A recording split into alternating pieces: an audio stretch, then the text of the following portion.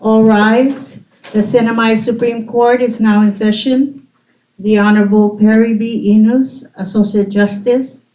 The Honorable Alexandro C. Castro, Chief Justice. The Honorable John A. Manglonia, Associate Justice, presiding. Good morning, Council. Everybody, please be seated. Will the clerk please call the case? Before this honorable court, Your Honor, is appeal number 2023 SCC 0004 CIV, the estate of Rita Rogolofoi versus estate of Silvestri Rogolofoi. Will the parties please identify yourself for the record? Good morning, Your Honor. Steve Nutting on behalf of the estate of Rita Rogolofoi, the appellants in this matter. Good morning. Good morning, Your Honor. Charity Kotten, I'm one of the attorneys for the appellee estate of Silvestri Rogolofoi. Good morning, Your Honor. Robert Torres, co-counsel. Thank you, Council. This morning I forgot to put my bionic ear, so you may have to speak louder than usual. Thank you so much. Go ahead, appellant.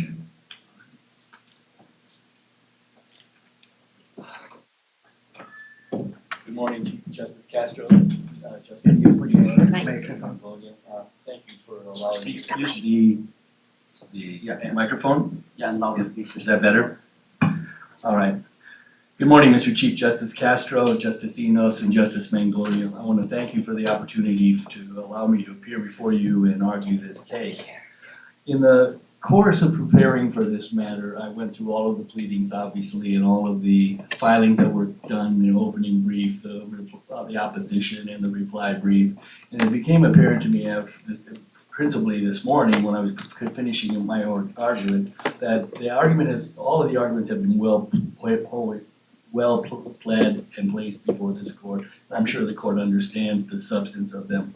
And it appeared also to me that both myself and Mr. Torres appeared to be beating a dead horse by the length of our briefs and the arguments that we made over and over again. So today I would kind of like to focus my attention to what I think are the three most critical elements of the appeal from our perspective. You raised 5 issues though, right? Pardon me, Your Honor? You've raised 5 I've raised 5 issues, but I think really the three principal ones are the first being that the court relied on the testimony of Consolation Tagawa that the right to file a land claim for a title determination was foreclosed as of year 1951. She testified to that. It was accepted by the court. It was included in its findings of When do you fact. think the deadline for filing? The deadline for filing actually, I don't know when it ended, but the fact is that the deadline when it started began in 1951 when regulations were promulgated, which allowed private citizens of the Sinai, local people, to come forward and try to recover lands that had actually been taken from them by the judge. So has there ever been a deadline? I'm not sure when the deadline is, but we do know for the fact. Was there a statutory deadline? I don't know. I know when the statutory deadline for starting was, and it was in 1951. And as a result of that, the title officer who heard this case had the authority to do so, and he continued to do so not only through 1951, but through 1952, 53, 54, 55, 56, because there are numerous cases that were before the appellate courts in the trust territory times, which discussed those title determinations that were made throughout that whole period. So it's absolutely clear that the title officer who made title determination 667, affirming that these properties belong to the heirs of Rita Rogolofoi, had the authority to do so. And so the trial court's reliance on that testimony and its findings that somehow Rita Rogolofoi's eldest daughter, Dolores Seralu, was foreclosed from bringing this action was absolutely false and could not be relied on. It was erroneous, and that in of itself was Okay, so the Land Commission noticed the hearing for the estate of Rogolofoi, Rita Rogolofoi? The hearing was filed by Dolores Seralu as the trustee for the estate of Rita Rogolofoi, as many claims had been made in those years. And so, And what would that notice be like? it was just we submitted that as one of the exhibits, which was the statement of Dolores Cerro, who described. I understand, what but the property was, notice et cetera. coming out of the land commission office, was it notice that the heirs of Rita Rogolofoi's property is being heard at the land commission level, or notice that the claim of Pedro Rogolofoi is being heard at land commission? Um, How was it language? I You know, guess that issue was never particularly raised before the court at that point in time. But what the court can take judicial notice of is that when the decision was made by the court, the title officer at that time noted in its decision that it was properly noticed by public notice to all of the people of the Commonwealth that this was going to be made on for hearing, and that there was submissions that were made and would be heard on a date certain. okay, say that the notice is something like this to the public: we are going to be hearing the claim of the heirs, I'm sorry, the claim of Rita Rogolofoi. Would that give notice to the estate of Silvestri that his father's property is being addressed at the land commission level, at the agency level? Probably not. Probably not. And I don't know if the heirs of Silvestri Rogolofoi ever had to come forward with a land claim. I don't know if they ever held any land on the island of Saipan at that point in time, and if a land claim was ever made by the family. How was notice given back then in the early 50s? I imagine, I mean, it's completely different from the way it's handled Well, today by the courts, but how? I guess it was done by public posting, and it was pretty, from the expert testimony we received from Mr. Farrell, was done through public posting, and it was well known throughout the community when these cases were done, because the community. Like how? Transportation was not good back then, and communications, I don't think there were any televisions or radio stations back then, so how was it distributed? I don't know, Your Honor. I can't. Was it Can't posted say on that. the properties or? Posted on the properties, and all of the neighborhood, and Francina Goto from Pacific American Title said all of the neighbors of those properties were notified that this was going to be taking place, and that it was placed on what was essentially the courthouse in those days, that those hearings were going to be made on such a date and such a time. By any chance, do you have a copy of that notice? I do not, Your Honor, and I don't think it's a part of the public record. The only thing we have that's part of the public record is the fact that the title officer determined that the public notice was properly given. And this court in other cases before this one has recognized that when the title officer had stated that notice was properly given, that you had no. Mr. Nottingham, I think I'm trying to get to a fine point here. I can understand the finding of the chairman of the land commission in the determination of title saying that no notice was given, but we have to look at that in the context of the statement in the notice. Is it Rita's claim to this property that is being heard at the land commission level, or? I'm afraid I don't understand the court's question. You just don't have a copy of that notice at all? No, Your Honor, and I don't think it's part of the public record anywhere. And it was certainly not in the land commission file.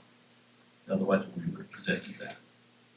I think there was a practice that was set up, and as was testified, that neighbors of the neighboring properties were all notified that there was a claim being made to the lots that were going to be the subject of the review, and that the claim of Rita's land, right? The claimants, yeah, the claimants of the claims of the heirs of Rita Rogolofoi, who had really just died within So if months. you're not an heir of Rita Rogolofoi, you won't have notice. Yes, you'd have noticed that Rita Rogolofoi was making claims to land in the Commonwealth. And so obviously. So how would that, I mean, if Rita is making a claim in Tinian, for example, how would that affect the heirs of Silvestri in this case? Well, how would they know that it's their father's land that's being claimed? Since the notice says if you're an heir of Rita Rogolofoi?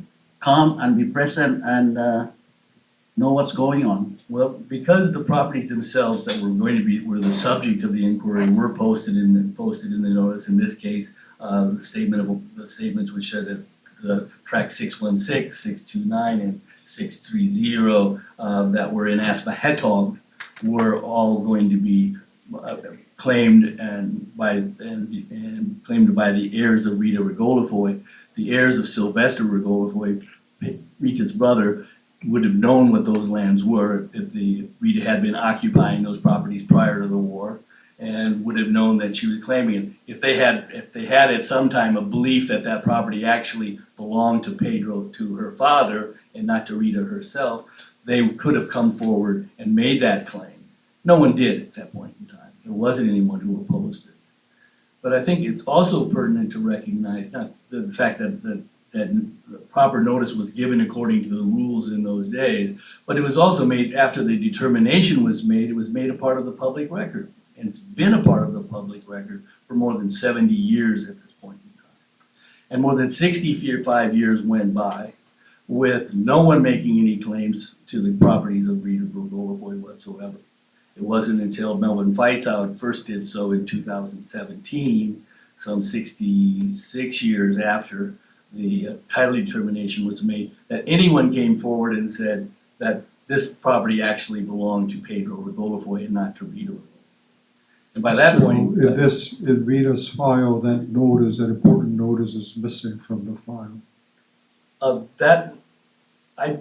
was missing from the file, which was very important, was there were essentially two documents that formed the substance of the file. One was the statement of ownership, and that was what the thumb-printed paper that was supposedly contained the thumbprint of Rita Rogolofoi and had some stamps on it and check boxes which said she inherited the property from her father in 1886. That was one important document.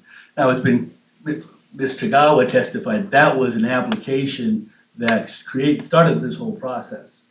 But in fact, Don Farrell, the witness who testified, said that in 1944, there was no process for processing land claims at that point in time. The island was still engaged in a war, and all of the people of the Commonwealth, the local people of the Commonwealth, were taken out of the jungles, out of the caves, and they were placed in essentially a fenced-in area, and they were fed and clothed and protected, but there was no agency set up to do anything about the land that they once owned. That didn't happen until the war was over with and the law was enacted, which allowed those same people, after they were released from the camps, which I think was in 47, to go back to their lands and to file those claims to try to establish them, as Dolores did on behalf of her mother, who had died only months before it was first authorized to do that. That's one of the documents which is important, and we submit that we agree with that fact. The other one was the statement of ownership that the investigators for the department, once the procedure was set up, went and did an investigation of the lands, talked to neighbors, looked at what was said in the statement of ownership, and did their complete investigation, and made suggestions or made a report to the tribunal or to the title officer of what was going on here. And we don't know what that was, where that report is. It isn't in the file. It's conspicuously missing, and even the appellant's expert witness said it's in all of the files. They're in all of the files all the time. It's standard. That was really what initiates things. But for some reason, that was missing. So we don't know what the title officer may have relied upon or what other information may have been given to him in making the decision that he made that the property belonged actually to Rita Rogolofoi and she didn't inherit it from her father. That report may have advised that no one owned land in the Commonwealth, no local person owned land in the Commonwealth in 1886, not in the Commonwealth, not in Guam, not in the Philippines, not anywhere in any of the Spanish territories, because that wasn't even allowed until 1894 when the Spanish government created a law which allowed the governors of some of these territories to give lands to the important people they felt were important in the Commonwealth. So the prospect that Pedro Rogolofoi at some time acquired approximately 42,000 square meters of property on Saipan sometime prior to 1886 is more, and owned it is more than highly unlikely. Don Farrell testifies impossible, could not have happened.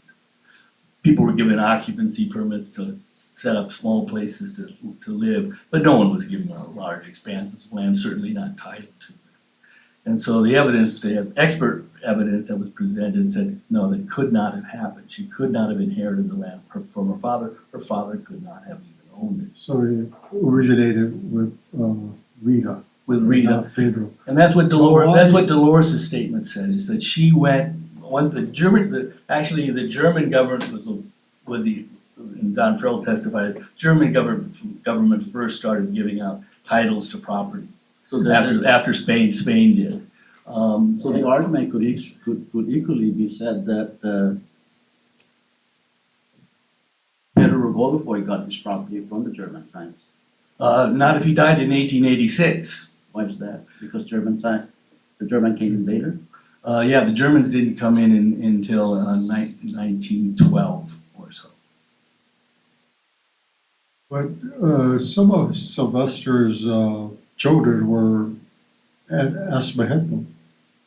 So We received no information in the course of the trial that any of Sylvester's there children was evidence. There was no evidence that any of the children ever resided on that property.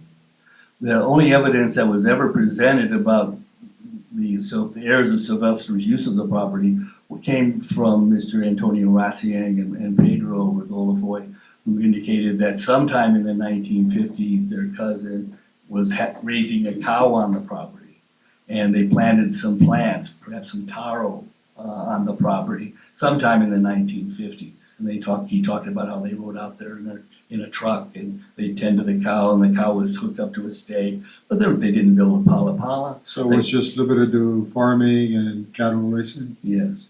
And this court's already made a decision that does not constitute the kinds of ownership enough to establish ownership. Basically, farming and raising animals on land does not create the kind of ownership to establish, the kind of possession to establish ownership in another case. Also there was, when asked about this, both at least from Pedro Rogolofoi, if anybody in the Silvestri Rogolofoi family at any point in time had ever approached Dolores and asked to build a home, to be allowed to build their home on the property. No one did, and he also admitted that no one had ever built anything on the property. Their use of the property was limited to a cow sometime in the 1950s. No evidence was introduced as to them helping to get the land from the German government in the 1930s, along with Rita.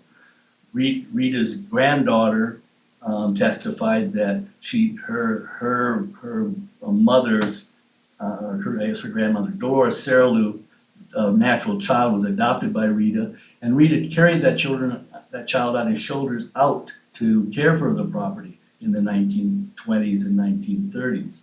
And she had personally witnessed that. But there was no evidence whatsoever introduced as if Silvestri Rogolofoi's heirs ever assisted in that. And I think Silvestri died in 1932, so Silvestri himself would have probably had to have been also involved in that. And if he was, it would seem that the German government would have put his name on the property as well. Because the court can look at the statement that was made which described the property. The property was leased to Japanese from Rita, not Rita and Silvestri, just from Rita. And so that substantiates. Well, I looked at that document, and it didn't say that the lease was done by Rita. It just says that this property is being leased. Mhm. Two separate properties, right? Yes. The four Cho and Tan, yeah. Basically says she leased it because she had inherited it from her father, supposedly. We don't know the circumstances of her saying that, whether those words were placed by the Chamorro individuals who were helping her fill in the dots and check mark the boxes and may have led her to believe that if you say you inherited this property from your father 50, 60, 70 years ago, you have a lot better chance of getting it back from these new American occupiers. Remember, this island was occupied forever. First by the Spanish, then by the Germans, then by the Japanese, and then in the 1940s, we have new occupiers coming in that are these lily white Americans. And the local people probably didn't trust any of them. The Americans like to think of themselves as great saviors and things we've done for the local people, but the local people had no reason to trust that. And so the fact remains that there are no facts whatsoever which can support the claim that Rita actually inherited this property from the father. At the time, in 1886, Go ahead. In 1886, from the records we received from Herman Guerrero, who did the family tree, Rita was approximately 11 years old in 1886. She had an older sister who was born at a date we don't know when, but her name was not Rogolofoi. She took the name Fibar, which was the mother's name, so that made it fairly clear that Miss Fibar was obviously older than Rita. And then she had another younger brother, Silvestri. But at the time in 1886, Rita would have only been 11 years old. Her older sister gave birth, we know, in the late 1800s or early 1900s, so we know she was alive in 1886. We also know that the mother died in 1932, so she was alive in 1886. The question then becomes for this court, well, how did an 11-year-old girl under Carolinian custom inherit land from her deceased father over the mother and over an elder sister? There's only one answer that can follow from that, and that it's not possible. It's not possible unless both of them were insane, incompetent, or something. But there was no evidence of that at all. So we have Don Farrell testify no one owned land in 1886. We have Carolinian customs, which says the youngest daughter of Pedro Rogolofoi couldn't have inherited the land. And we have a decision of this court that says if land is owned by a man, it's not family land. It's owned by the man, and he cannot own a family land as a family because it's a matrilineal concept, and he can't be part of that matrilineal thing. But if Pedro Rogolofoi owned this property by claiming it, either through Spanish government or German government, that property would be his in the first place, right? So that doesn't mean that that property can only be passed down through Carolinian custom. It doesn't mean that. Basically what it means, if it is in family land, and I guess it's the same way today, a Carolinian man can own land which is not family land and have it in his name. And when he dies, he can let anybody he wants inherit that property by will. If he dies intestate, as has been claimed by the appellees here, if he dies intestate, it would go to all of his children, and not just one of them. But if he owned the land individually, he could give the property to one of his children, So it's possible then that Rita got his property from the father. I think I received, based on the 1944 original document that started this application. I think conceptually it may be possible, but it's highly implausible and more closer to impossibility. But that's how the trial court took it. That's how the high trial court took it, but it took it through sheer conjecture without any support in facts that were presented to it. There were no facts that supported the finding that Pedro Rogolofoi owned 46,000 square meters of property in Asmahetog in 1886. No facts whatsoever. In fact, the facts were that Don Farrell testified, no way he could have done it. It was an impossibility. The Spanish crown wouldn't have allowed anyone to own property in 1886. Property couldn't have been inherited by Rita Rogolofoi because there's no deed, and she was and And Pedro was survived by his wife, who was obviously older than Rita, and the older sister, who also have inherited. So when Rita said, I inherited the property from my father, it had to be an absolute truth as a matter of historical fact, untruth, as a matter of historical fact, and as a matter of cultural law. Because the property, as this court found previously, if a Carolinian man owns property in his own name, it's not family land. And when he dies, that will go to his wife. And I don't have the citation in front of me, but I've cited it. So the possibility that this statement of ownership was in fact factually correct is virtually impossible. On the other hand, the statement of Dolores Serralu that Rita acquired the property from the German government follows through with what Don Farrell testified and the possibility of that is quite likely. That she acquired the land because she went out and worked it. Family talked about her going out and working the land and making the claim to the German government. There were documents that were identified the land as being leased, if not specifically from Rita Rogolofoi, showing that she had some interest in that land that allowed her to be able to lease the property to these Japanese entities. In the late 1930s. So what portion of the property was leased out to the Japanese business? As far as I understand, all of it. All of it. So was there any discussion or substantive argument below on that property should not be treated as falling under the Carolinian land tenure system? Was there any Here's the problem. motion or argument made? The big problem with answering that question is the one document that might have answered it is missing from the file. So we don't know. We do know that the title officer John Woods made a decision. He made a decision that property belonged to Rita Rogolofoi and now is property of her heirs. We know that he made that decision. Why he made that decision, I don't know. He had two stories in front of it. He had the story of the statement of ownership, which is highly implausible and unlikely. And we have the statement of Dolores Serralu, which says she inherited it from the German government, leased it to the Japanese, and that's how they came to own that property. Okay, I'm looking at the appellee's brief on page 10. It says, I'm just looking, you said all of the property was leased.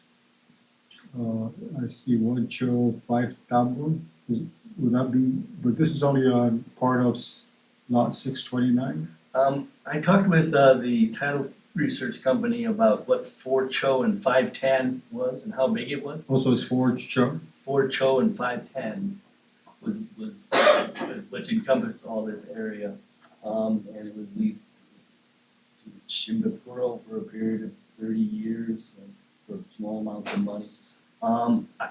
The title company and myself, I was unable to find out how large that property actually was. It's a Japanese measuring Yeah. system. It's 357 feet, but I don't know which.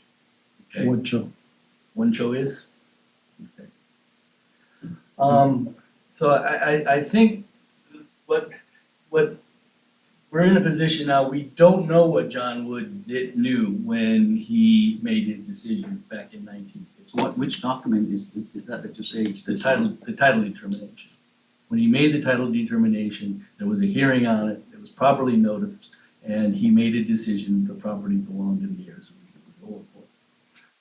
Because it once belonged to Rita Rogolofoi and now belongs to her heirs. Now, we could guess that maybe he made a mistake, but we can't really say it was a mistake because we don't know what he relied upon. Maybe he knew that no way Pedro Rogolofoi owned 40,000 square meters of land in Saipan in 1886. Maybe he knew that Rita Rogolofoi was her mother was still alive at that time, and she had an older daughter that was alive, and under Carolinian culture, she could not have inherited the land from her father. Maybe he knew that. But what this court has often reflected on when it's dealing with statute of limitations and in dealing with giving res judicata effect to earlier decision is we don't want to go back and relitigate a case after all the witnesses are gone, the evidence might be missing, et cetera, et cetera. And that's exactly what the appellees are asked this court to do. To come back based on this very implausible single page to overturn that decision and leave the door open for them to take an interest in the land that they've never shown any interest in whatsoever for the past 70 years. They had a cow on the property in the 50s. They never said they did anything in the property in the 60s, 70s, 80s, 90s, even the 2000s. It wasn't until $3 million came out that their interest was really picked and they had to file something to assert their claim to the land. I want to go back to the lease again.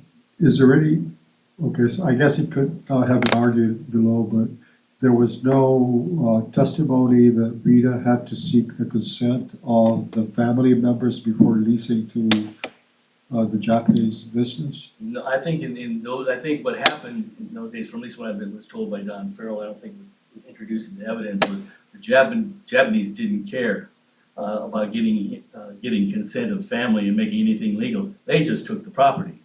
And that's why the United States government was so willing to give the land back. The lands were taken for nominal amounts of money and just essentially taken away from the local people that had cultivated it and had been their land for years until the Japanese came and took them over. And then they became sugar fields. That's why the U.S. government stepped in and wanted to help the local people get the properties back. People just like Okay.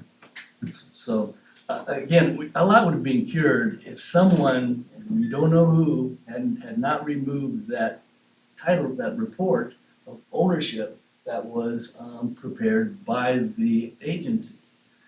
So to ask this tribunal to try to relitigate that now, and clearly all the witnesses are dead. I was 4 months old in October of 1953. The statute of limitations ran from that October of 1953 when I started my second year of college, which was long, long ago. More than 50 years ago at this point. So going back now and attempting to relitigate what John Wood did, I think would not be something that this court should countenance. The decision was made, it was on public record for 70 years now, and if anyone wanted to lay a claim to that property, it was incumbent upon them to come forward and do something about it. In every case this court has decided, in every predecessor to this tribunal, whether it was through the Ninth Circuit or it was the trust territory, have all made clear that statute of limitations began to run on the date the title determination was made. In this case, October 15th, 1953. The statute of limitations would have run in October 15th, 1973. Nothing was done in those 20 years, or the next 20 years, or the 20 years after that.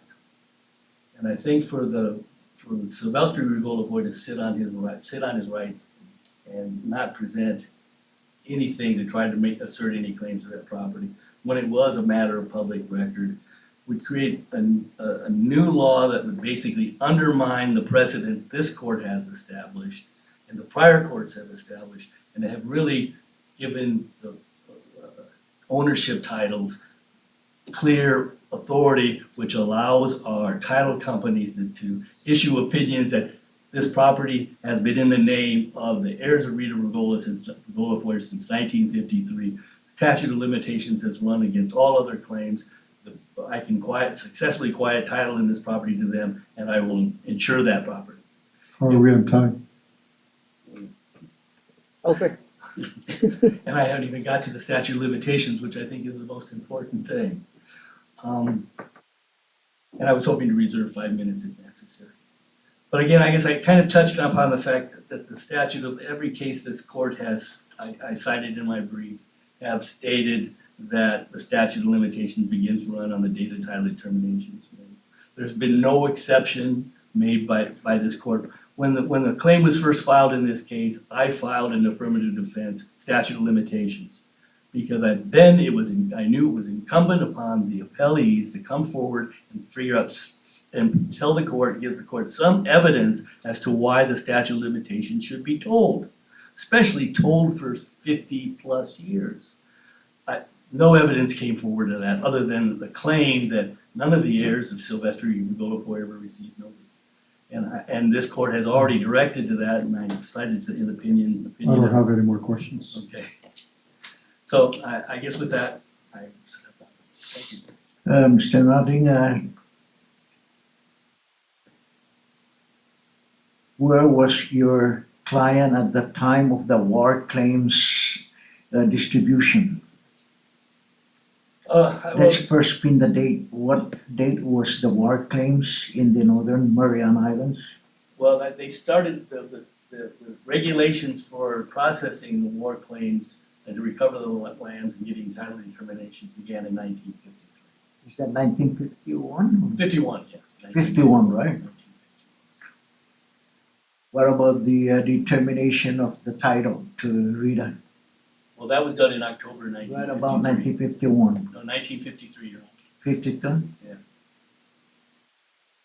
So where was your, did they claim the same land or the same fruits, the same coconut trees and Dolores Serralu. around that time? Dolores Serralu claimed the same property that was claimed in the statement of ownership that was given to while they were in the encampment in 1944. So those same properties. They were identified in the 1944 instrument.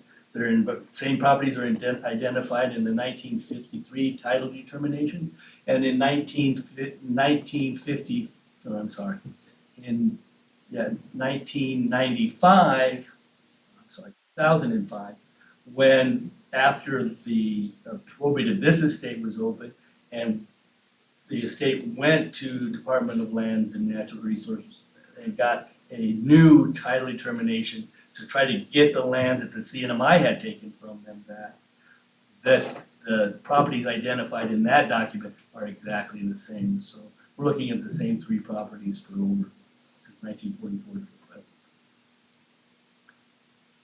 The Trust Territory Land Commission in the Northern Mariana Islands, is it still alive today or it doesn't exist anymore? I don't think it exists anymore. Thank you, sir.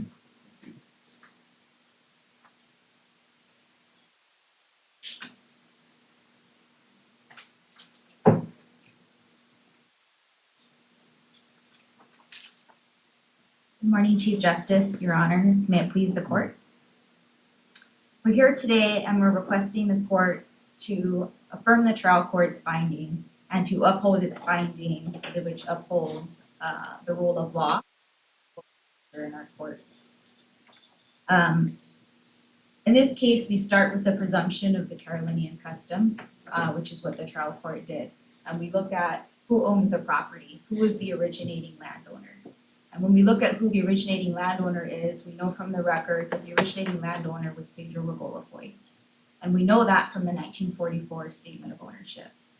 And I want to draw the court's attention to that document because there were comments made by the appellant that we don't know the circumstances of what happened there. And we don't know if maybe Rita was distrustful of the people in front of her and that and that there was no process. But what we can see from this document is that there was a process because there's a form and they have a legal officer there and people are asked to come forward to make claims. Maybe there wasn't a process for holding hearings and processing land claims and prosecuting them and making decisions on them, but there was definitively a process for making land claims. And as you look at that document, it's dated, it's witnessed by a Juan M. Ada, and the legal officer signs it.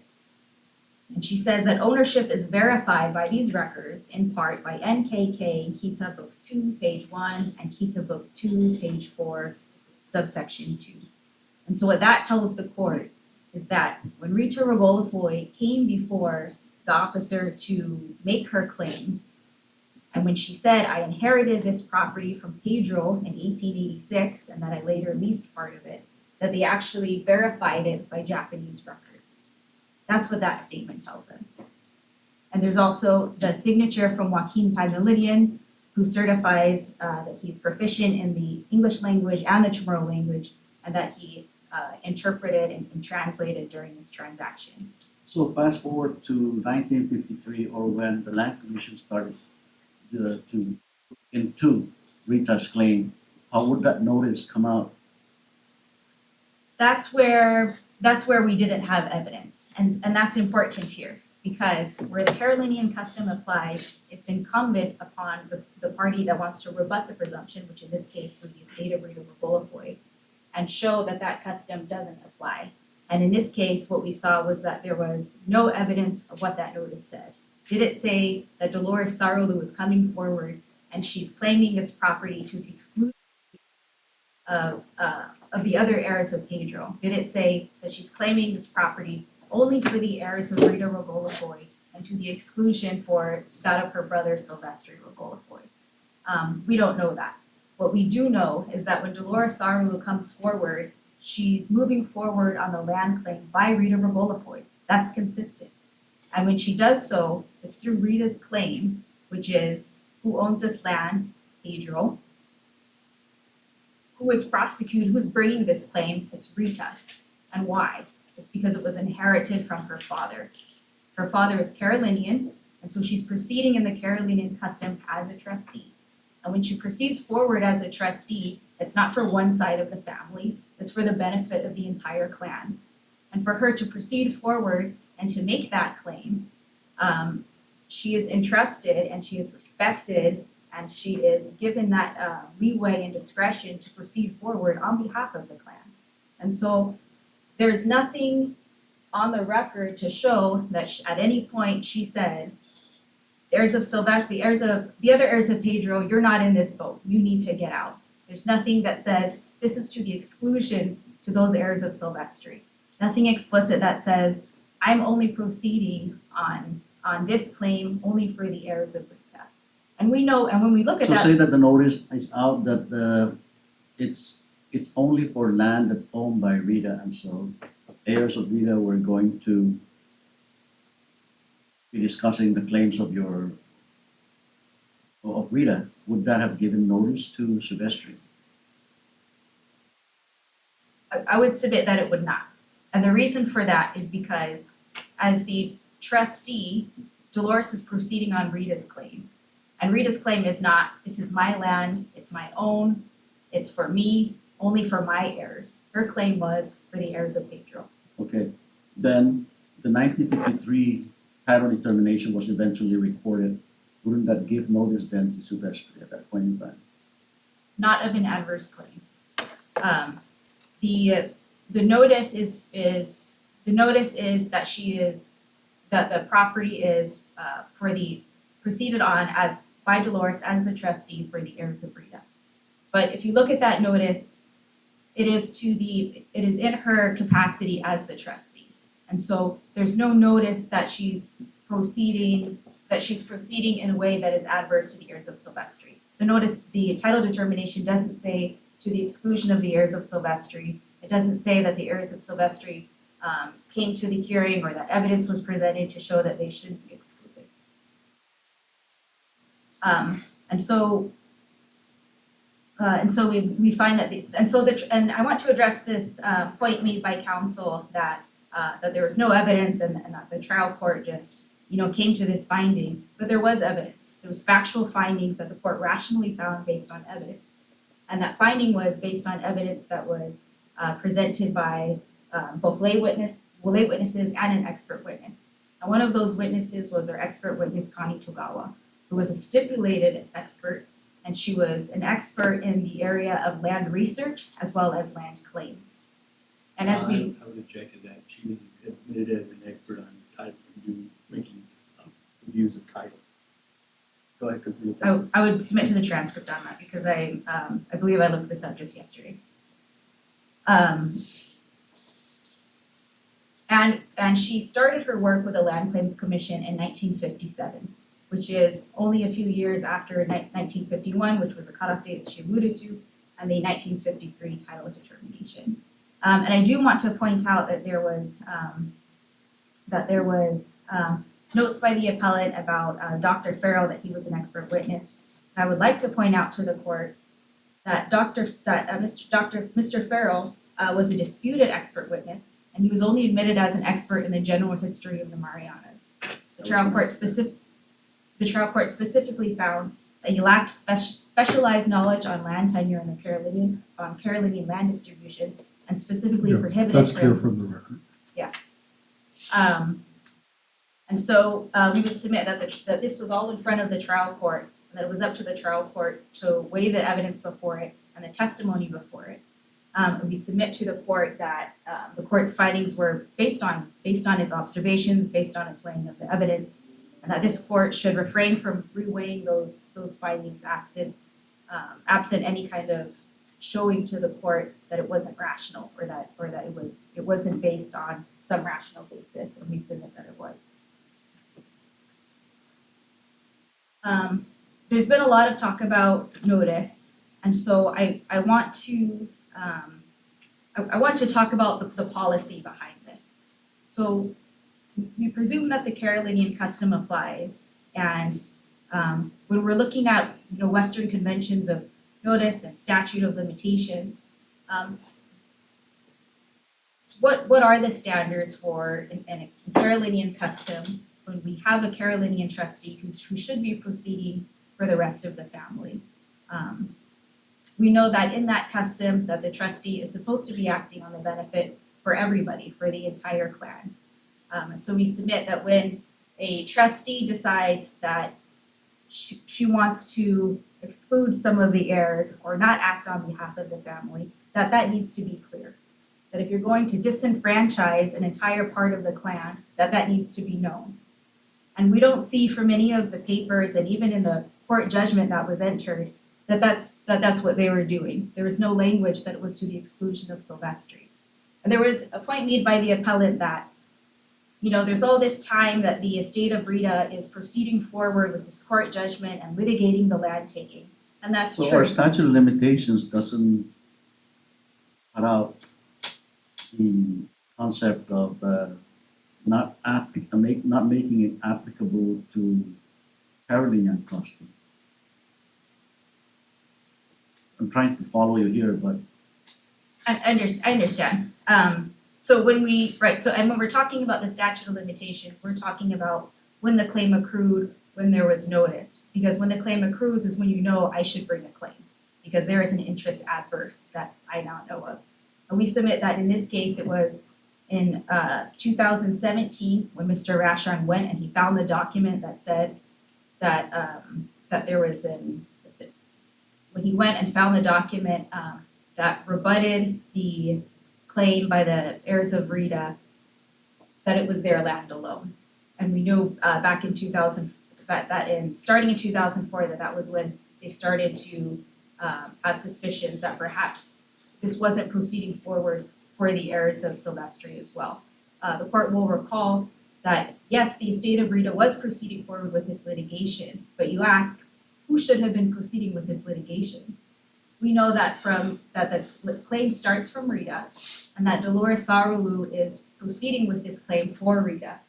And she had that power. She was the trustee. That's who was supposed to be litigating the claim. And during that time, does anyone say, but this is to the exclusion of the heirs of Silvestri. This isn't for you.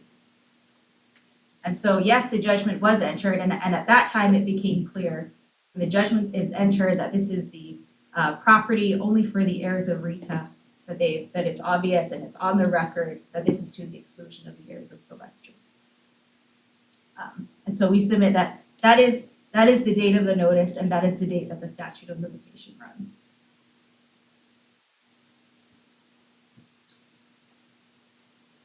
While you're looking at the notes, how long did Sylvester's heirs use the property for farming and cattle?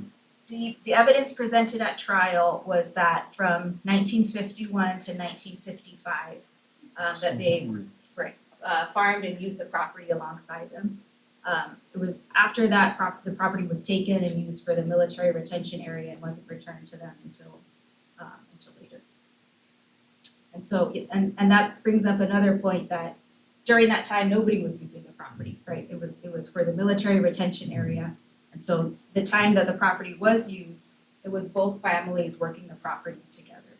And which at that point, if there was a claim that this is only our property, then there should be evidence that they excluded them from the property, that they ejected them. You can't farm here, you can't grow here, you need to leave. And there's no evidence of that. There's So nothing. so that this is clear in my mind, the claim was made in 1944, and at that time, the family is not using the property. When did the family got back on the property?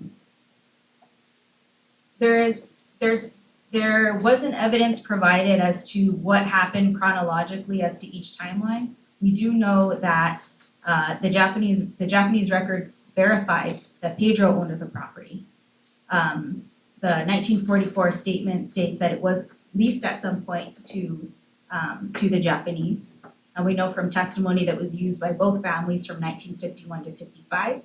And we know that portions When of did the military come in and use it as a retention, as part of the retention area?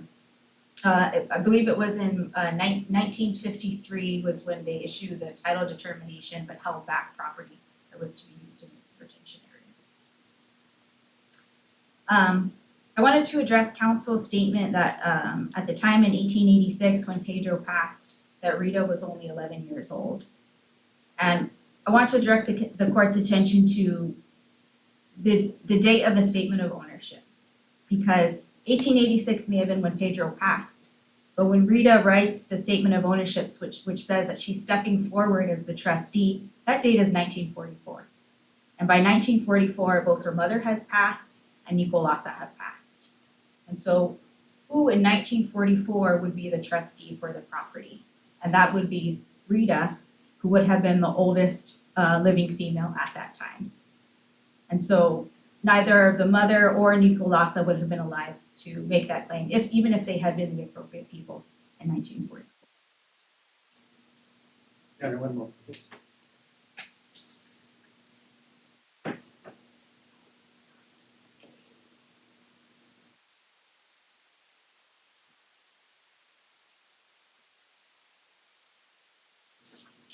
Okay, Council, before I forget,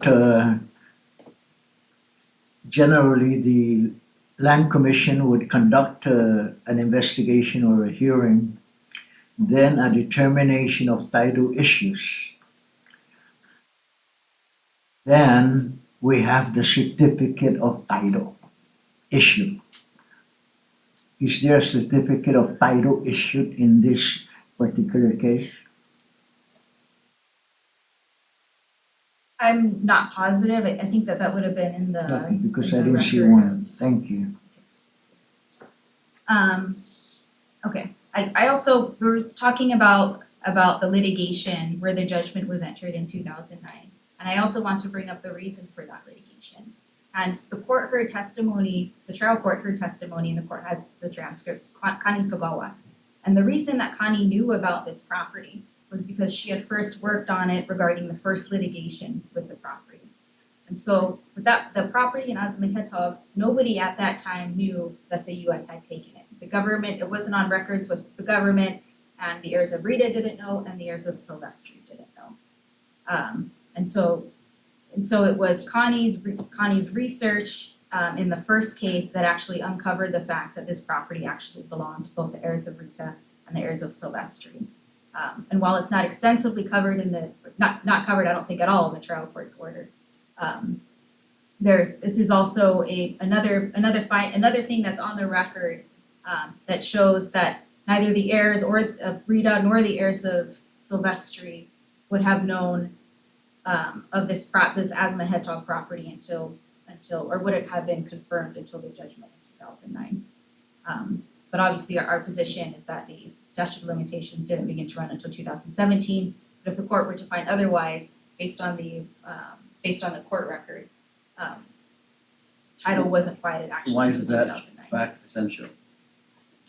It's notable because even if this court were to find that the statute of limitations didn't begin to run until 2017, there's evidence on the record that even if we were to disregard that, which I don't think the court should, I think it's clear here that that's when the statute of limitations began to run, that there's also evidence that was entered on the trial court record that that quiet title wasn't adjudged until 2009. So our position is that that would have been the earliest time that the statute of limitations would have begun to run.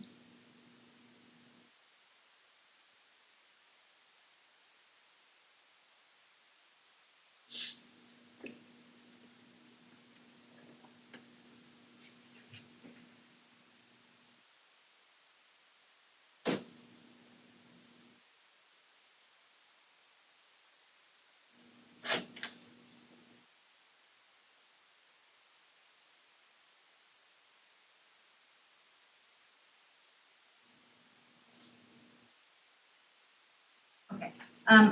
I want to address just one of my final points, unless Your Honors have other questions, is that there were a lot of statements by the appellant about theories, what could have happened when Rita was signing the statement, what could have happened with the German government, what could have happened. And what I'd like to point out is that these are speculations, and these are things that, questions that may have been raised at the trial court level, but they weren't before the trial court with evidence. And there's no evidence in the record here. The Johnson report was before the trial court, right? Correct. And so when we're looking at what is at stake here, if the court were to grant the appeal, this sends the message to families and to Carolinian families in particular that if you're a trustee, that you can disenfranchise the family without any kind of notice.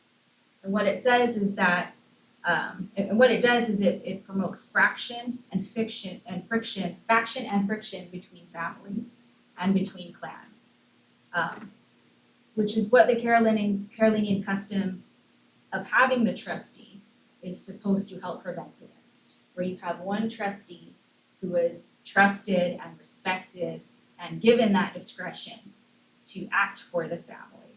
And so, and in doing so, it's what that trustee says. When she says that this is what's happening with the property and she is trusted to do that for the benefit of the family, she is given that respect. And in doing so, even if there are disagreements in the family, that it's her word that the clan follows. So Rita had that opportunity, had that duty between 1944 and her death in 1952, but that's right. Rita had the duty as trustee. As trustee, that's correct. to do something between 1944 when she asserted when she filed a statement of ownership as, as an heir of Pedro. As an heir of Pedro. In 1952 when she died.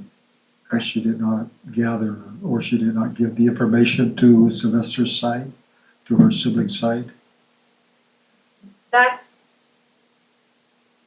So she had that 6 or 7 year period. I think so we don't have evidence of what happened with that 6 or 7 year period, but what we do know is that when Rita filed the 1944 statement of ownership, that she was acting as trustee. Mm-hmm. She was recognizing her brother. She was saying that she's proceeding for the heirs of Pedro, which included Sylvester. So our position is that by Rita's own hand and by her own words, she was saying, I'm acting as trustee for the heirs of Pedro, which included Sylvester. And it wasn't until Dolores took over the claim and said that I'm acting, that she was only going to act for the heirs of Rita, that would happen.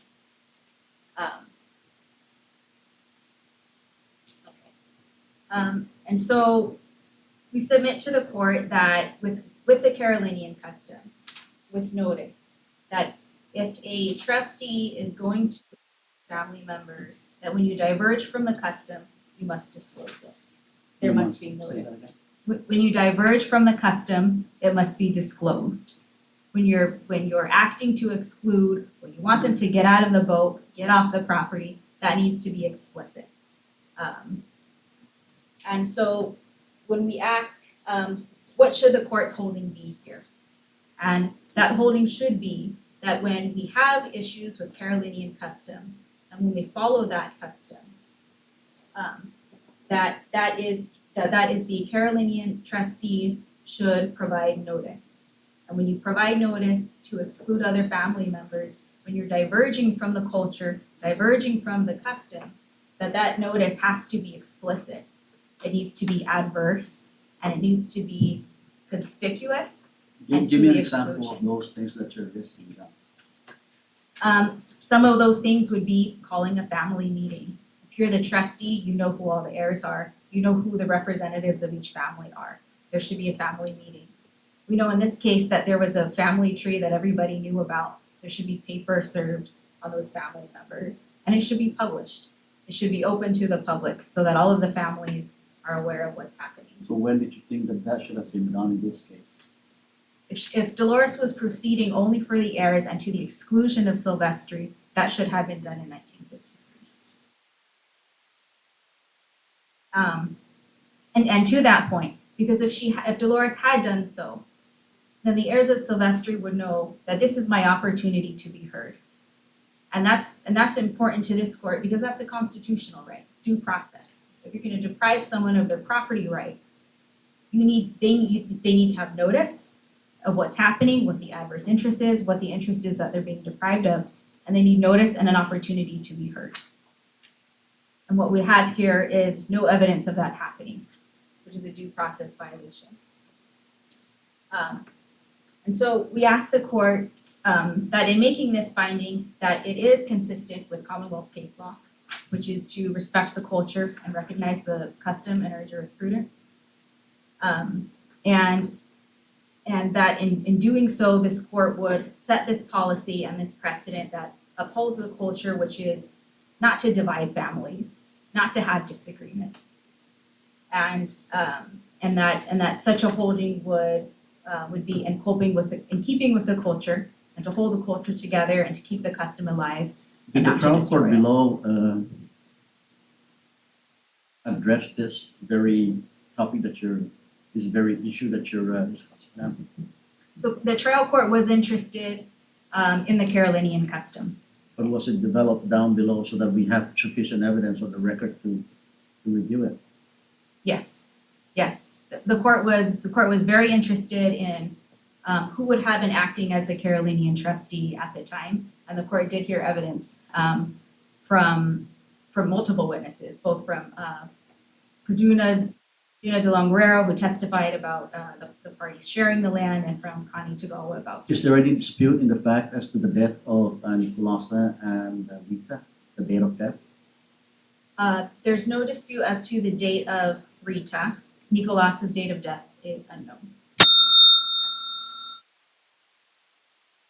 Is it at least as to Nicolasa, was she still alive at the time that Rita made this claim in 1944? In 1944.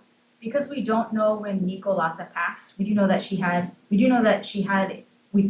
had a daughter in 1898, but we don't know if she was alive in 1944. But we do know is that it was Rita who came forward as the trustee in 1944, and that her mother had already passed. Is it customary, or maybe not customary, but has it happened in the past where, say, the second daughter comes in and make a claim for the mother's estate, knowing that the elder sister is still alive? That was not the evidence that was presented at the trial court. The evidence that was presented at the trial court that it's the oldest daughter that comes in. Oldest living daughter. Oldest living daughter, correct.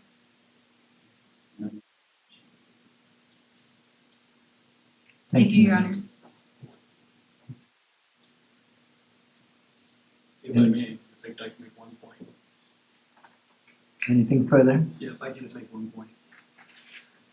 I think the appellee's arguments here are invalid in that they all rely on a false presumption. And the false presumption being that Rita inherited the land from her father in 1886. No evidence whatsoever has been shown which proved that to be an actual fact, other than this statement which someone said that she inherited the land from her father, but was There's no evidence whatsoever that was in fact the case. There's evidence that it wasn't the case in a statement of Dolores Serrell, where she said, my mother inherited the land from the Germans. That's where the land came from. And it's our position that that is the truthful one, and there was no need to give the kind of notice that was required because it was not family land. Even if it was owned by Pedro in 1886, which was highly unlikely, it wasn't family land because he was male and he couldn't own it as family land. He could have bequeathed it to one of his heirs. I will take that up. I'm not certain of that. But I think it's a statement of law that would apply to this case.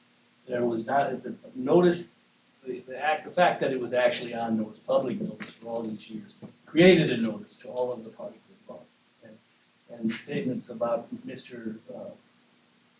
Rice-Yang not discovering this until 2000. The court looks at my brief, you'll see testimony that he gave in an earlier proceeding with Bail and Faisal, where he had identified this actual document in trial in 2016. So he was absolutely fabricating his in this proceeding his later finding of that. He's known about it for years. They just sat on it for years and years and years. I think the court can look at the section of the brief on the latches of Mr. Rice-Yang.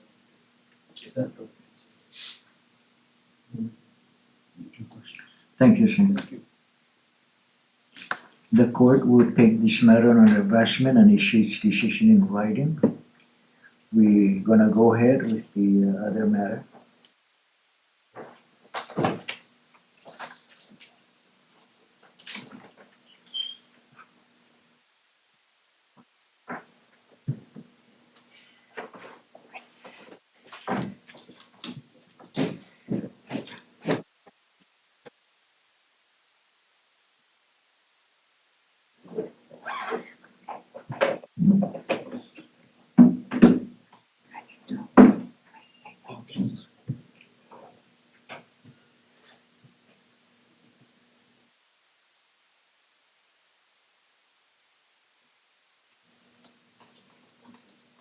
I can't see Nora. Call the Yes, case, Your Honor. please. Before this honorable court, Your Honor, is appeal number 2022-0022-CRM Commonwealth versus Tim Onopey. Thank you. Would counsel please identify yourself for the record? Thank you, Your Honor. Jonathan Robert Glass Jr. on behalf of the appellant, who is the Commonwealth of the Northern Mariana Islands. Your Honor, good morning. Robert Torres on behalf of the appellee, Tim Onopey.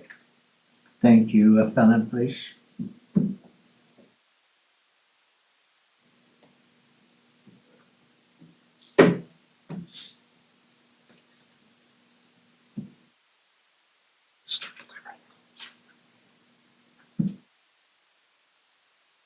Good morning, Justice Enos, Justice Manglonia, Chief Justice Castro. May it please the court.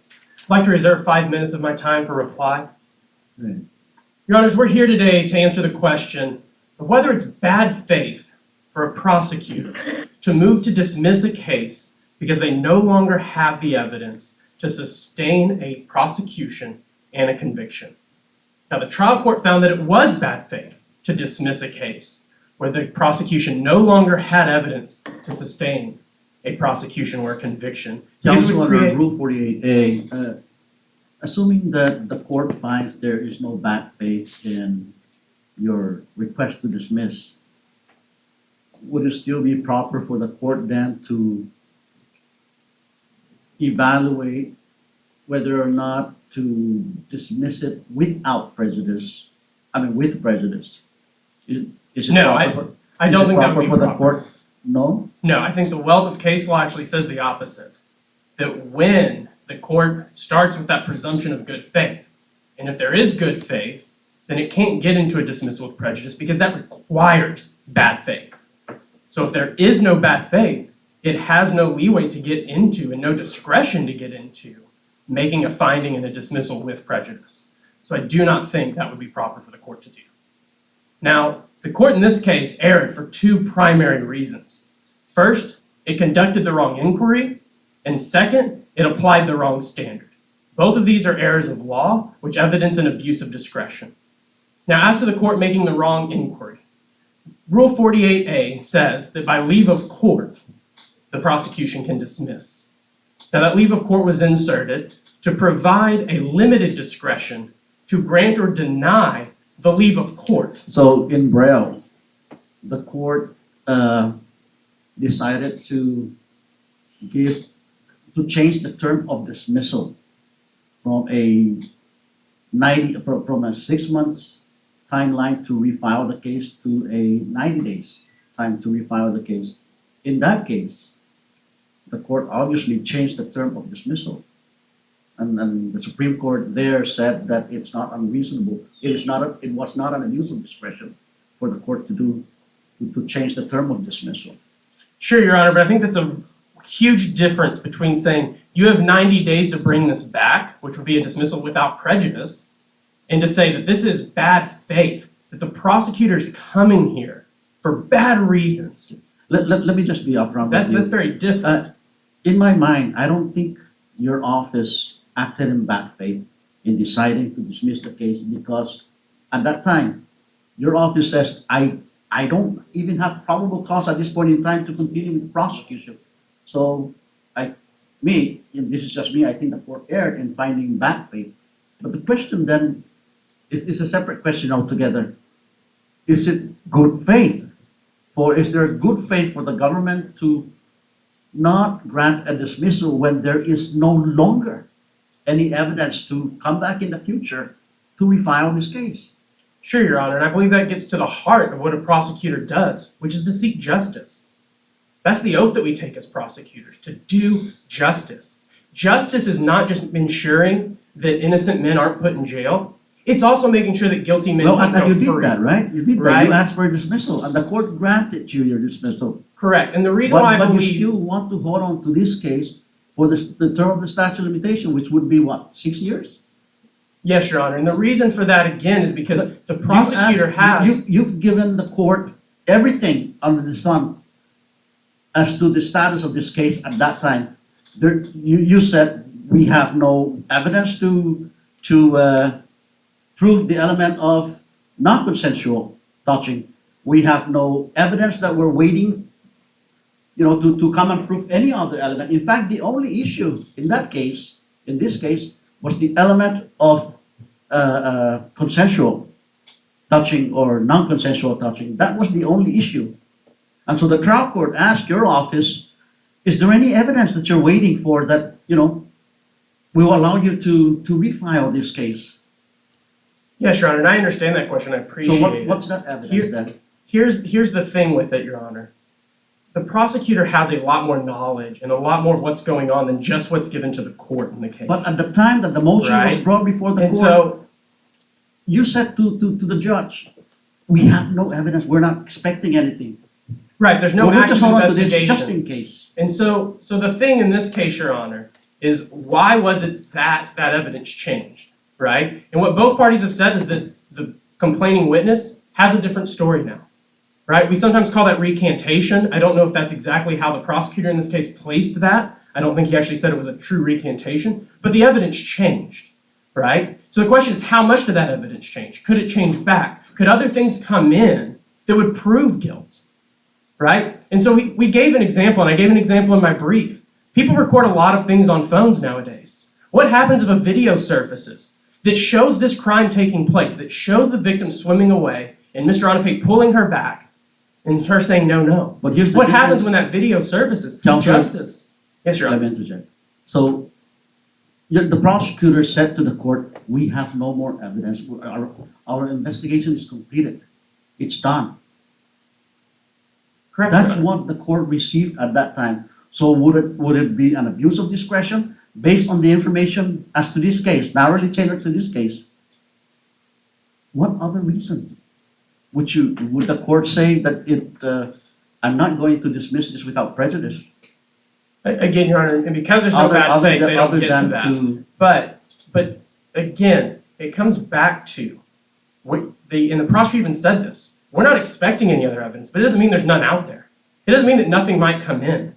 People all the time come in with new evidence. We see this in criminal cases, right? A defendant that's been in jail finds new evidence and brings it to the court's attention, and it shows that he didn't commit the crime. New evidence comes out. We cannot predict the future for those things, and that's why there are things like statute of limitations. That's why these things are in place as extra protections. It is not simply just, well, you say you don't have enough right now. That doesn't mean they will never have enough. And if they get that enough within the statute of limitations, they should be able to go on. I gave another example in my brief of DNA. What happens when DNA comes back and it says it's not this DNA would defendant? not be relevant in this case, right? DNA would not show that there was consensual or non-consensual touching. No, Your Honor, it Okay. wouldn't show consensual versus non-consensual. But again, in a case with DNA, because this case But this has is a case lasting not dealing with ramifications. DNA as to the element of consent. Correct, Your Honor, and I'm not That's my whole arguing point. that. You- I'm arguing for future cases. We're but not as just to talking this about case, today. DNA wasn't No, Your Honor, not for this relevant. case. Not for this case, But you are correct. counsel, we have to limit it to the specific facts in this case. I mean, there was repeated, statements by the victim that it was consensual. And you also stated from by reviewing the records that you had no other evidence and you can't prove your case. So even though, future cases might deal with waiting for DNA or the real possibility of DNA might help assist the government. But in this case, there's just nothing. And the prosecutor, the Commonwealth admitted that. And right, I And think that's that, what the judge, based his decision on, that there's just nothing in this case. My question is, if the judge below says, okay, I'll give you Commonwealth 3 months or 6 months to come up with something, would that be okay with you? I believe the following prosecutor in this case actually suggested something like that on the record, Your Honor. I'd have to go back and review, but I believe that he did say something like, Your Honor, you could give us 60, 90 days, you could condition it on that. But the judge didn't. But again, I think it comes back to the good faith versus bad faith of it. I understand your Forward. policy arguments. Oh, this is going to open up a whole new. It's going to be haywire in future cases if we affirm this decision. But again, we're limited to the specific facts of this case. The government says there's nothing. Video cameras in the area. I don't know. You Well, mentioned that. and again, this is why that discretion and that decision is left to the prosecutor who has more of that information, right? The prosecutor who knows how many people might have been out at the beach, who all was interviewed, who all would have that given would have been done in And the that- investigatory stages of this case. How old is this case? And there's still Correct, but that's what I'm saying is he has all of that. That doesn't mean that the trial court judge has all of that. It doesn't mean that the trial court judge saw every single witness statement, that everything that was produced was brought in front of him. It was just this one issue of this victim's recantation that was in front of them. And again, the issue is, why are they coming to dismiss for it, right? And if that issue is, well, this guy's clearly not guilty, then that's the utmost good faith reason. And the case law says you have to have bad faith to get into the dismissal with prejudice. But the thing about the recanting statement, the recanted statement was that it's an exculpatory statement against, Yes, Your Honor, and in favor of the defendant. And again, what if they said, actually, that's what I'm making up. I was telling the truth when I was actually questioned by police closer in time, right? That's another change in evidence. Those are the things that we cannot predict. And that is why this is so important. That is why future cases like this are so important. When we start talking about how those things can change, I've asked this court to actually set up the parameters of how Rule 48 works. What is it that the court needs to do? I've started that out by saying the court's first question should be whether it's going to grant or deny leave, right? And the court making that determination puts that into the prosecutor's hand to go, hey, you know what? They're right. I don't have any evidence that I'm looking forward to coming in. I don't have any evidence that's going to be there, and I can dismiss this with prejudice. But that's the decision for the prosecutor. That's the decision to the branch of government that has been assigned for prosecution, which is the executive branch. That is for them to make that determination, but that determination was taken out of the prosecutor's hands. And I think that's one of the separation of powers issues in this case. Well, And that was one of the errors. Granted your office the dismissal, so as far as separation of powers, it's not an issue, right? Well, Your Honor, I would say that he somewhat granted it, but again, when you change it fundamentally like that, if I come to the court looking for one thing and the court grants something completely different, right? Because how do we know if the prosecutor wouldn't have said, hey, you know what, Your Honor, if you're going to dismiss this with prejudice, let me go talk to the victim one last time. Let me go review this case one last time. Let me go see. because that puts it in the correct hands of the person that should be making that decision, absent bad faith. And again, there is no bad faith in this case. Correct. And the court decided, everything that the court received during that hearing was that our investigation is complete, we have nothing else. We don't even expect to refile this case. That's Right. the statement. And so if the court hearing that you're not expected, you are not expecting to refile the case, would it be an abuse of discretion to dismiss it with prejudice? Yes, Your Honor, because that would be, the trial court inserting itself, and this is actually part of my second point, but it would be the trial court inserting its own judgment in place of the prosecutor. Right? And the case law says the court should not be inserting its judgment in place of the prosecutor. Neither the trial court nor the appellate court should be doing that, because we trust the prosecutors. It was Chief Justice Berger that actually said, few subjects are less adapted to judicial review than the exercise by the executive of his discretion in deciding when and whether to institute charges and whether to dismiss a proceeding once brought. Those are powerful words from our Chief Justice of this U.S. Supreme Court, former Chief Justice rather. And they've been echoed by the 3rd, the 4th, the 5th, the 8th, the 9th, and the D.C. Circuit. They've all found the same thing, that this decision belongs in the hands of a prosecutor absent bad faith. Right? And so the question becoming, well, if you're saying you have nothing, why not just dismiss it with prejudice? Well, again, that decision should be the prosecutor because they're the ones looking out for. Let me ask you in a different factual setting. Say that you're charging somebody with theft, and then someone else admitted to committing the theft and not this person before the court. You come to the court and say, I'm going to dismiss this case because someone else has admitted to committing this theft, but I want you, judge, to dismiss it without prejudice, just in case this other guy recanted his statement and say, no, I was just kidding. I didn't commit the theft. It's this guy that you have now charged before the court.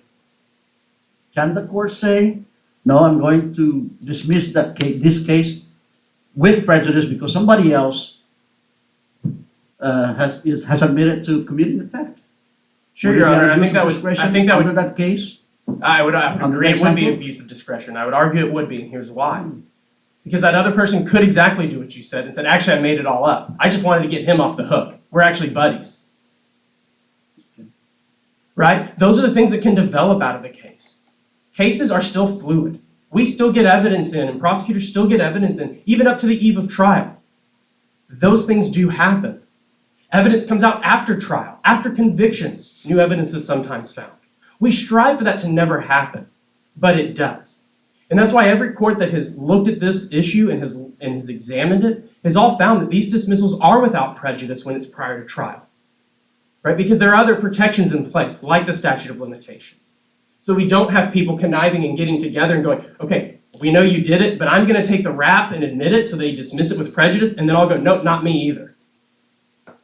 And now all of a sudden, that crime and that robbery and that person, maybe a tourist, maybe a citizen, maybe somebody else, a family member, I don't know. Then that person goes without justice. That clearly is contrary to the public interest. In fact, this court in Palacios said, and I wish I'd briefed more of this. I'm going to be very honest with you, Honors. I wish I'd briefed this a little more. I found this last night as I was reviewing. But in Palacios, this court held, and that's 2003 MP6, by the way, this court held that dismissals with prejudice are not only just a harsh remedy, that they should be used sparingly, but the reason why they're disfavored is because they override the interests of the victim and they override the public interest in the enforcement of law. And the public interest is one of the factors in this. Right? When a prosecutor comes to dismiss, one of the things the judge was looking at was this contrary to the public interest? But this court has actually said that dismissals with prejudice are contrary to the public interest. For these exact scenarios that we've talked about up here. This is what we have to guard against, because that is what justice requires. So what was the court's concern here when he addressed the public interest in the court below? Yeah, so the court... And also judicial integrity. The court was very interested in whether that created a quixotic effect. Yes. of this, alleged crime over the defendant. But the defendant didn't bring forth anything that said, well, this is what's actually happening to me. I mean, every defendant that goes through the criminal justice system would suffer from the same quixotic effect. Everyone that gets their case dismissed, it would be the same. So this isn't something unique or something that doesn't, that is not present in almost everyone. So what you're saying is that every dismissal then must be with prejudice, because they will always have a quixotic effect. That simply can't be the truth in the case. What the actual person can do when they're dismissed is hold up the dismissal and go, look, I got dismissed. They have nothing for me. There's nothing on me. They threw out my case because they had no evidence. It's right there in black and white. That's how they protect their image. That's how those things work. And also, there's no right to that. But what was the court's reasoning when it discussed public interest in this case?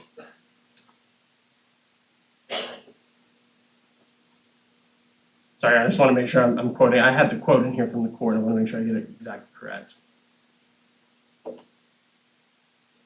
He held that it would only be justice, and that justice would require that it be a dismissal with prejudice, again, because of that quixotic effect. And so what the judge actually did was he actually substituted his notion of justice and what that means in for the court. And again, I've cited plenty of cases that say the judge cannot substitute his decision into it, his interest of justice. That's not what he's looking at. But those cases, I think, relate in situations where the court decided not to grant the government's request to dismiss. Here, the government's case to dismiss was granted, except with a different term called dismissal. Right, Your Honor, and I find that problematic because, again, when we go to court and we're saying, give us X, but you give us B, that's not granting what we asked for. That's giving us something completely different and taking it out of our hands. If every time I move to go for a dismissal, it automatically becomes with prejudice, and I have no control over that. I don't get to make the decision as the prosecutor what happens with the case. I don't get to talk to the victim about it. I don't think the court granted you B here. The court granted you A minus. It's just, you still got your dismissal. But correct, but we didn't ask for A minus. And so the court, again, is usurping that role of the prosecutor in that, in deciding for the prosecutor what kind of dismissal this must be, when that decision should be left in the hands of the prosecutor. It is they're the ones that have the prosecutorial discretion, again, absent bad faith. And so that's why I start that with that. Because if you don't find the bad faith, I don't think you get into the rest of this. I didn't find a single case that said, you know what, even if there's not bad faith, go ahead and do all this analysis, except for the Poindexter case. And I pointed out that Poindexter, even within the D.C. District Court, has been questioned by the D.C. District Court as being correct. And that's the Masratic case. Both of them out of the same court saying, hey, we don't think we're doing this correctly. We should do it differently.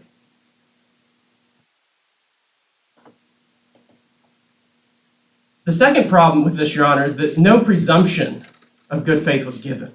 And the BGC case says that that is per se error. That when the judge doesn't give the presumption of good faith, that it is committing that error. And it's an error of law because it's an erroneous view of the law. Thank you. Is there any clearly erroneous finding of fact here? I really don't think there's necessarily a clearly erroneous. Is there a wrong application of the law in this case? I would argue it's a wrong application of the law. It's an erroneous view of the law in the case. What about the facts? Your Honor, again, I don't think there was necessarily an erroneous view of the facts. I would argue, and what I kind of did argue, is even taking those facts to the most harsh conclusion, that the victim completely recanted, that the defendant is unequivocally innocent, would still show that it was good faith for the prosecutor to move to dismiss. Thank you.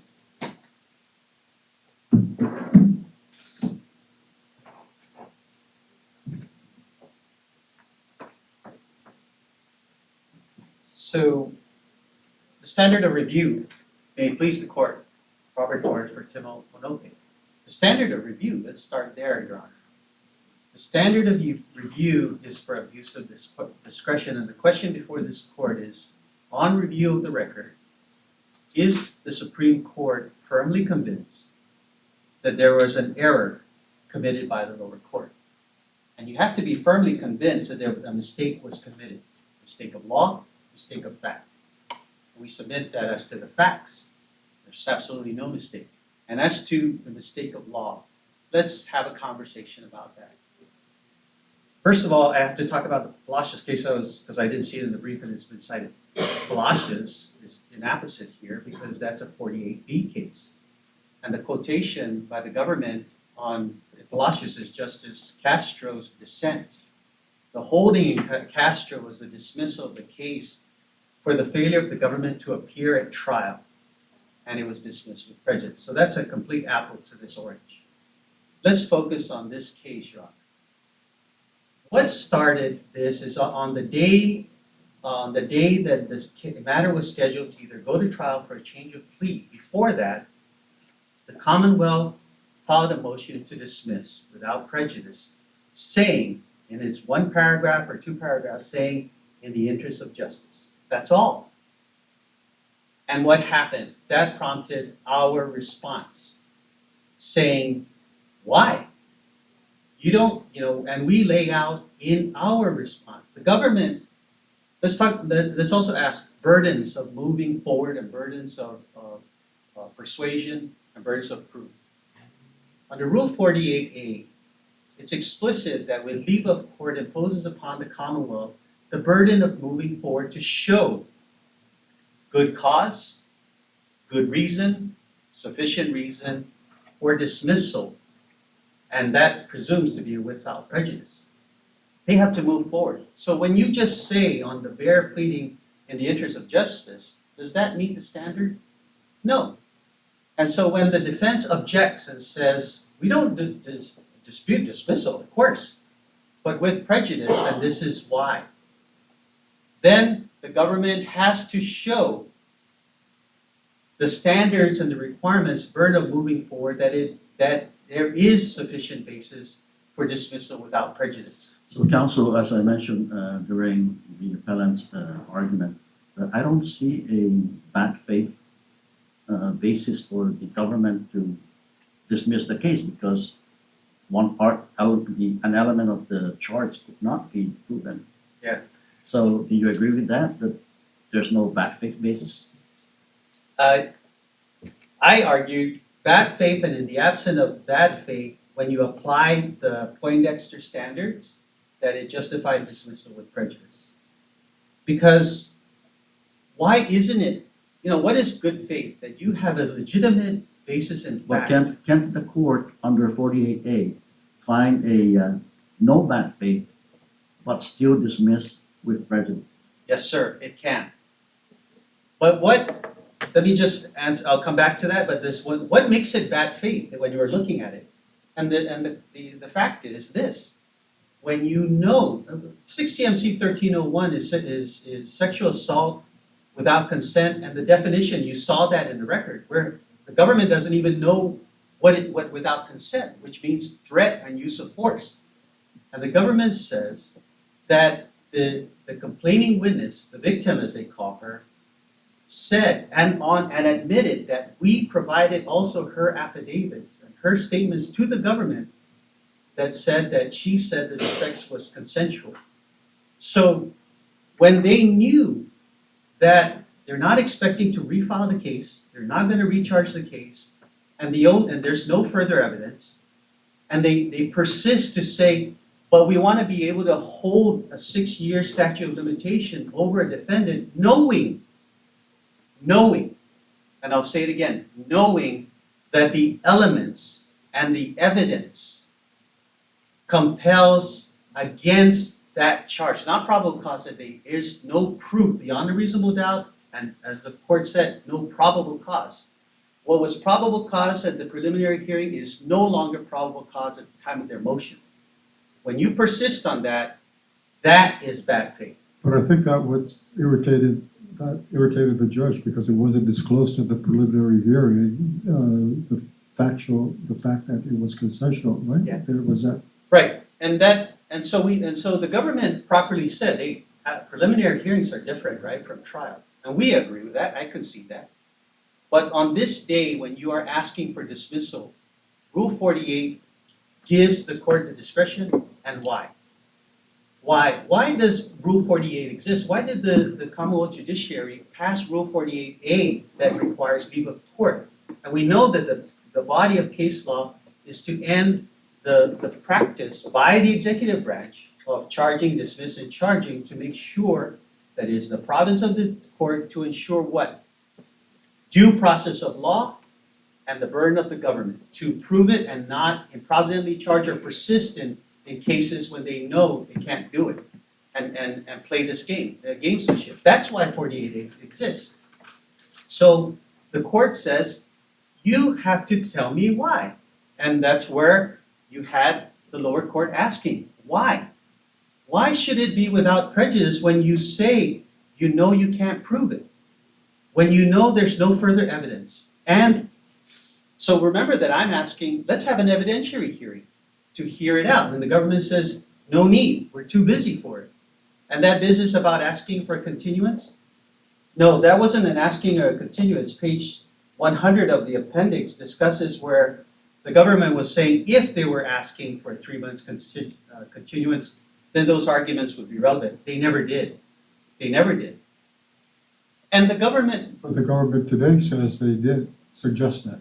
No, they didn't. I argued the case. I argued the motion. They didn't ask for a continuance. All right.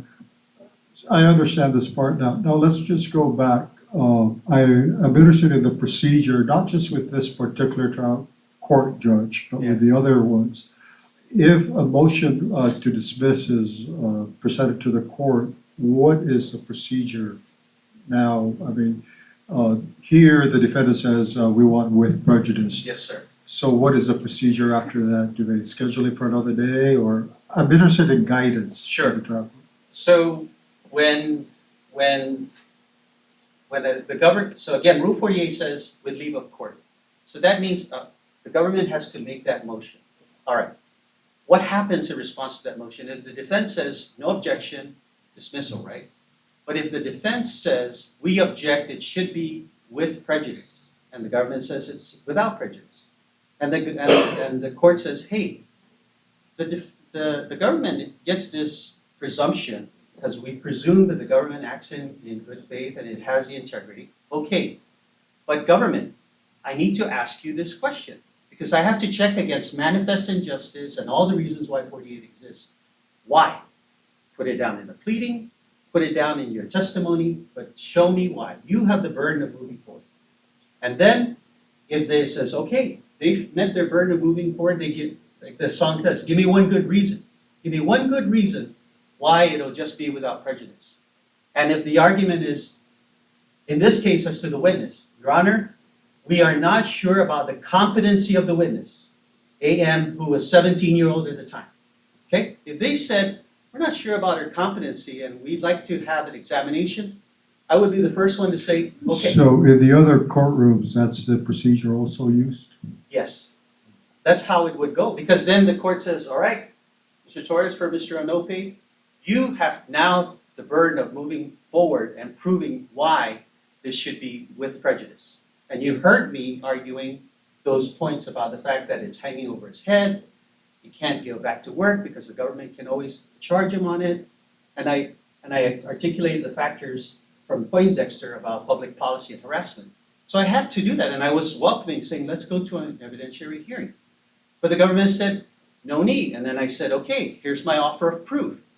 You know, we provided the government witness statements in addition to the complaining witness, in addition to calling the police officer who says that the defendant corroborated what the complaining witness says.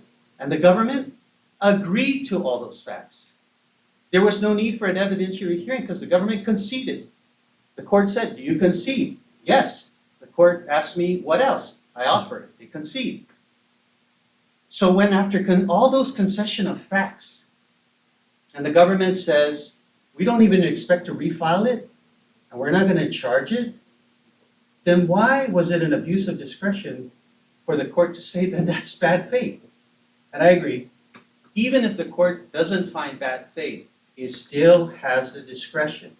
Now, the government says they use the wrong standards.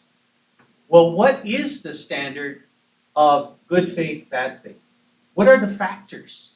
You know, I think that's one thing that can come out of here is that if the Supreme Court says, you know, Under Rule 48A, the government is entitled to a presumption of good faith, but they have the burden of moving forward to show a legitimate, rational basis for that good faith presumption. They have to show that much, even a scintilla, they get it.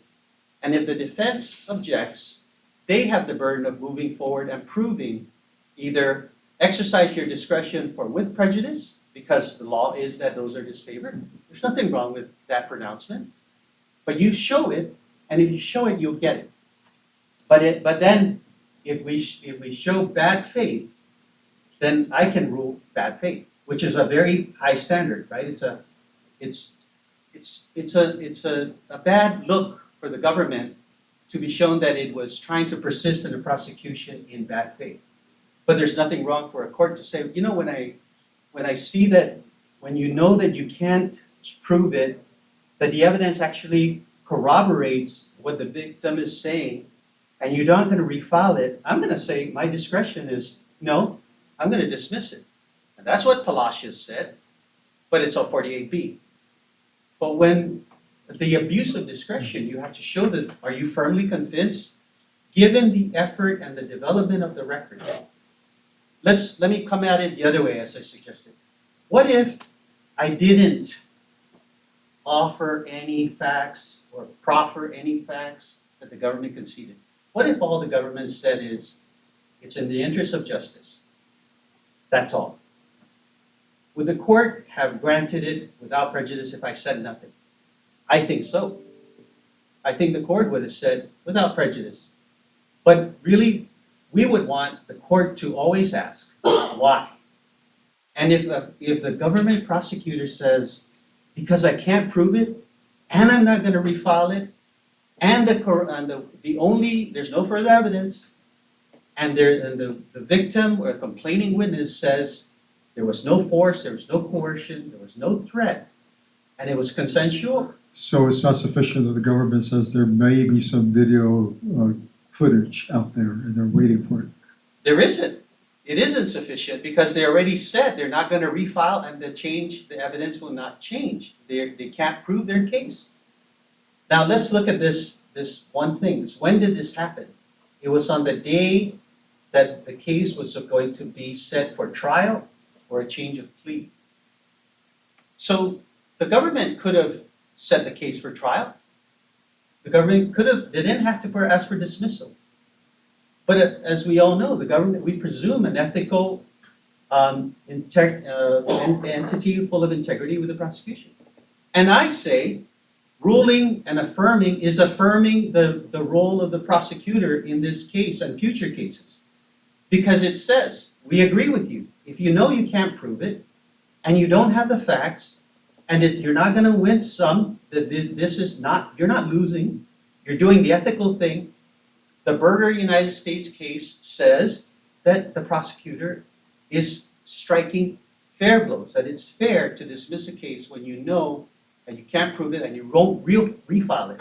But the prosecutor says an alarming policy argument that if we affirm this case, then there may be fewer dismissals in the future.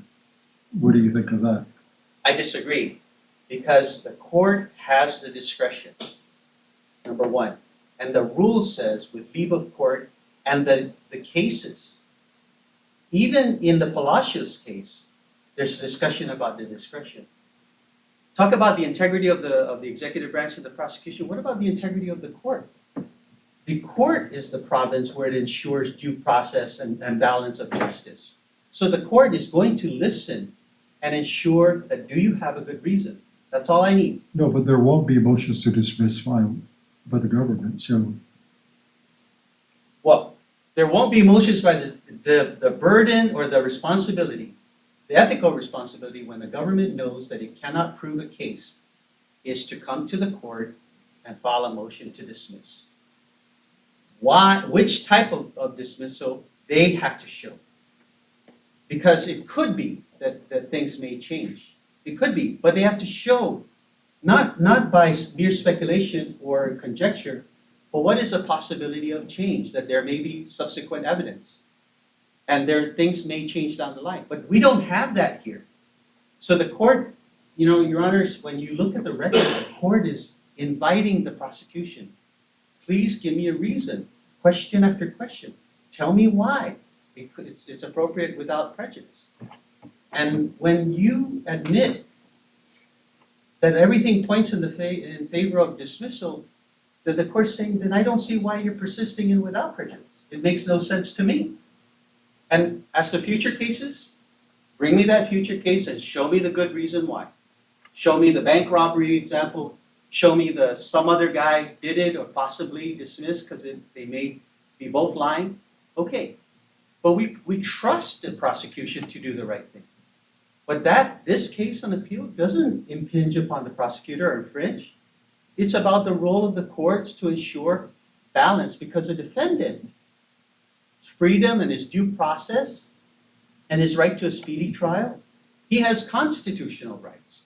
And this court is a separate branch, and Rule 48 and the progeny of cases that have discussed this from the federal and the local and states established that it is absolutely the province of the court to expect, even if it's a low standard. And that discretion is to be used sparingly but properly.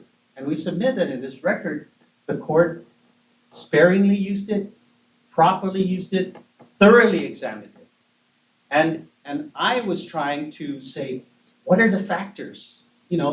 Harassment of the defendant, administration of justice by the court, the integrity of the court, and public policy. The public policy that would be upheld by affirming this decision is this.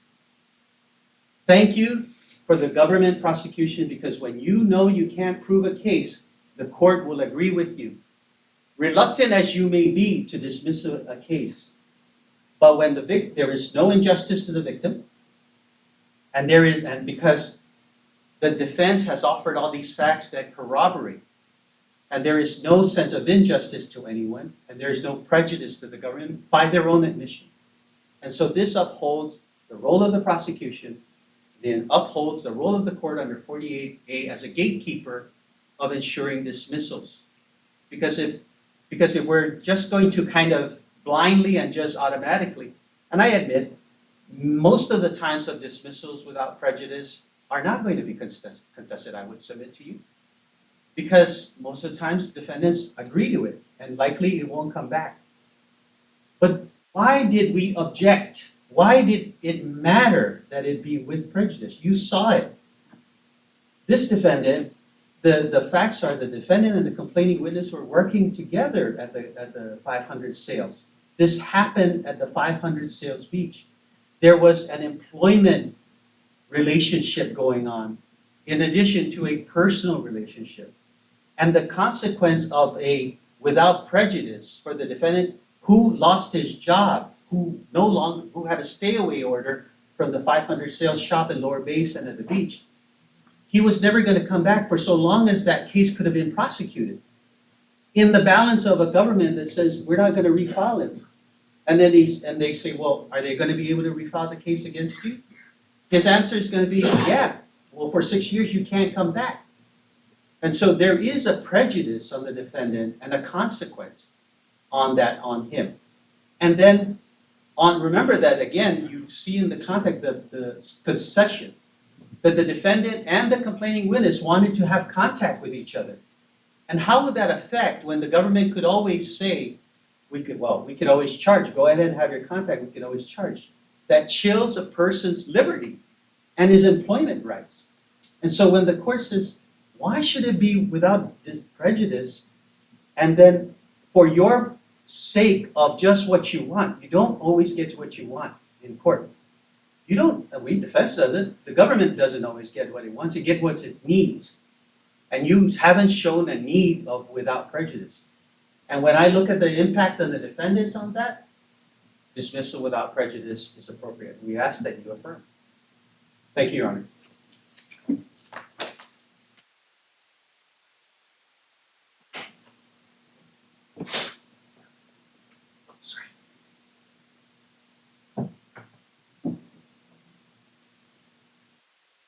I want to quickly correct something. That Palacios decision was not in the dissent. It's paragraph 12. The dissent starts on paragraph 25. I do recognize that it's a 48B, but that rationale would apply anyways. That rationale that a dismissal with prejudice overrides the public interest, that rationale should still apply. Now, again, defense got up here and they argued again from this minority position, this position that the judge should always look and see if this dismissal should be with or without prejudice. But the question that the federal circuits have set is that the first question is, why are we here? What is motivating the prosecutor to bring this dismissal? If it is a good faith reason, the dismissal is without prejudice. And because it's prior to trial, it's without prejudice. And again, the wealth of case law holds that. Defense is asking this court to take a very slim minority position, to take a very slim minority framework, and create that for the people of the CNMI. Now, one of the things I do really want to point out is that the prosecutor kept using the words "at this time." We don't have enough at this time, Your Honor, to move forward. If the circumstances change, the evidence changes, maybe we'll be back. But we can't predict the future. Your Honor, we're not here to predict the future. What we're here to say is, why am I coming with this dismissal? And the reason I'm coming with this dismissal is a good faith reason. We don't have the evidence to sustain a prosecution or a conviction at this time. At this time. That is important. Because again, justice is not just letting guilty people go free on technicalities. And defense counsel got up here and he told you, well, we don't normally oppose these things. We don't normally do this, but I would suggest it actually is going to be the practice. If the court has the leeway to always grant with prejudice, then what is stopping it? And what would be the barrier for any defense attorney to not say, yeah, this should be with prejudice? Every dismissal they ask for should be with prejudice. And then we're constantly litigating this issue. An issue that the courts, again, have said they have limited discretion in. That's not limited discretion when you get to look at every single thing that comes in and go, now I determine whether it's with or without prejudice. That's not self-restraint by the judiciary. That's an overstep onto the executive branch and what its job is, which is to bring criminal cases and that prosecution and the prosecutorial discretion to file and dismiss cases. And again, if they're doing something bad, if they have a bad faith reason behind it, and go look at what these bad faith reasons were in these cases. It was things like the prosecutors walking in on the day of trial and going, you know what, this is not a good jury panel for us. Dismiss it and we'll refile so we can get that tactical advantage of a better jury. Hey, you know what, I don't like this victim. They made me mad, so I'm dismissing it because I don't want this victim to get justice. That's bad faith. Even here in the CNMI, there was a case that the judge pointed out that he said, look, we got all the way to trial and the witness got up there and said, yeah, those prosecutors are making me testify, but this isn't what happened. I made it all up. Those would be bad faith reasons. Certainly coming up and saying, hey, we don't have enough to prove this, has to be the utmost of good faith reasons. And because it's good faith, the dismissal should be without prejudice. That is what the law says. The law is reason free from passion. And that's what we should be applying here today. So I ask that you vacate this, that you reverse it, vacate these findings of bad faith on the part of the prosecutor, and set this framework to follow the majority positions. That the question is whether you grant leave or you deny leave of court, and you can only deny leave in limited circumstances that deal with actual bad faith. Not hypothetical bad faith, but actual shown bad faith. Thank you. The court will take this matter under advisement and its decision in writing. Clerk? All rise.